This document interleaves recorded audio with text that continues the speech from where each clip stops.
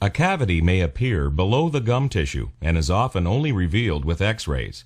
It is not possible to restore this cavity since the gums prevent access. A solution for this problem starts with the raising of a flap.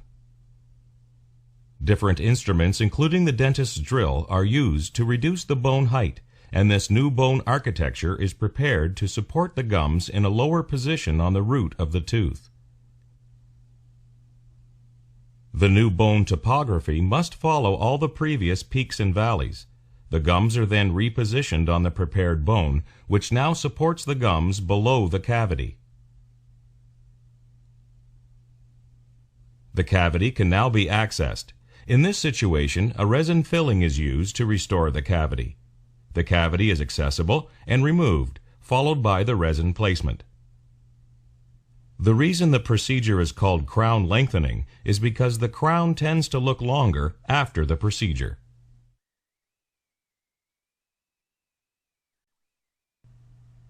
In this situation, we see an entire cusp break off the tooth. If the tooth breaks below the gums, we cannot restore it, as in this case. To save the tooth, we can do several procedures.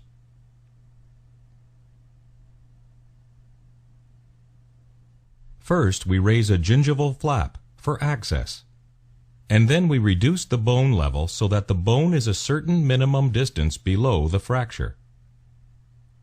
Different instruments, including the dentist's drill, are used to reduce the bone height, and this new bone architecture is prepared to support the gums in a lower position on the root of the tooth. The flap is repositioned and sutured into place. After healing, the tooth can now be restored. In this situation, a light cured resin filling is used first to replace the lost cusp.